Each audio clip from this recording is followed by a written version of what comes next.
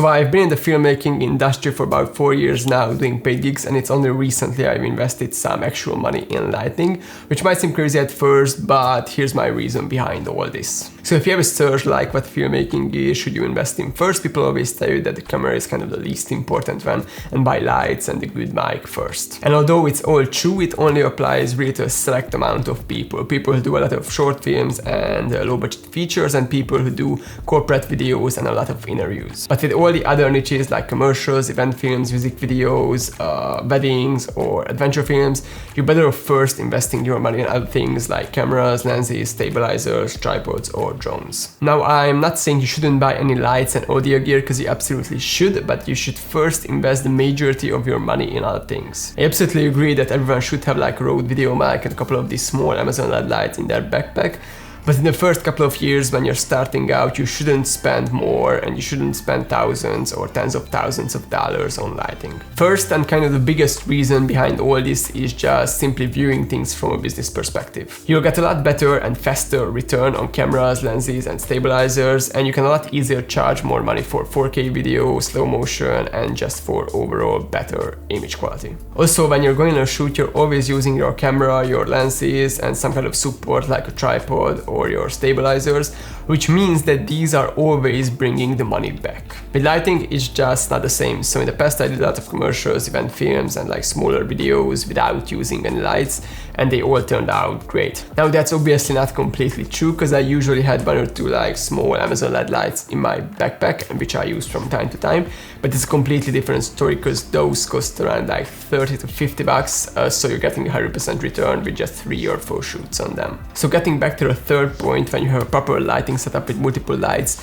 you can no longer do these really run and gun shoots. You can no longer go with just a backpack or with public transport. You always have to drive to location, and it's always gonna take like 2 or 3 turns till you can pack out everything from the car. Even when money just doesn't matter to you, more lights will always gonna slow you down. So it's not enough to just have the money and buy the lights, you will also need an infrastructure behind that. It's kind of like buying an expensive cinema camera like the Red or the Area Alexa. With those cameras you will also need a lot more storage, bigger and more batteries, a computer that can actually handle those raw files, and usually a team so you can operate the camera properly. So what I did for a long time is I just had these 2 small Amazon LED lights in my backpack, which I use from time to time, and whenever I needed something bigger and more powerful, I just went to a rental house. When you're just starting out and you somehow need something bigger, better or more professional than you already have, renting is a really good option. I only stopped doing it because I got to the point where I had so many jobs where I needed lighting. I simply did not have enough time to always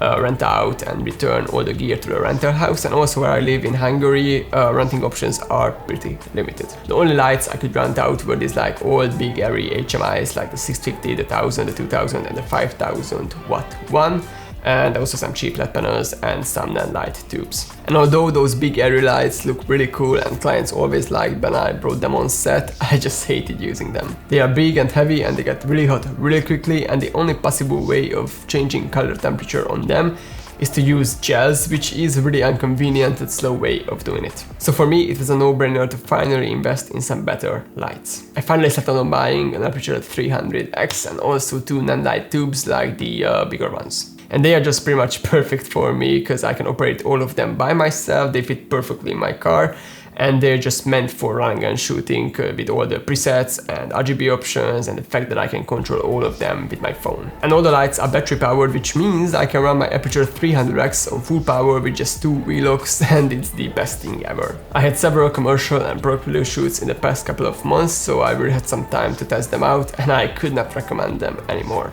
Now keep in mind that these lights are still budget options when we're watching the whole market, but even then they are really competing with their more expensive and bigger brothers like the Estelle Titan 2s or the Aries Sky panels.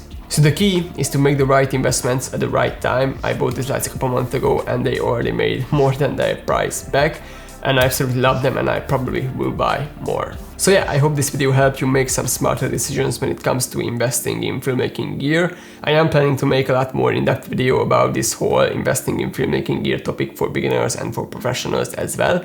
So keep an eye out for that. But yeah, I think that's it for today. Make sure to rate this video with a like or a dislike if you hated every single minute of it.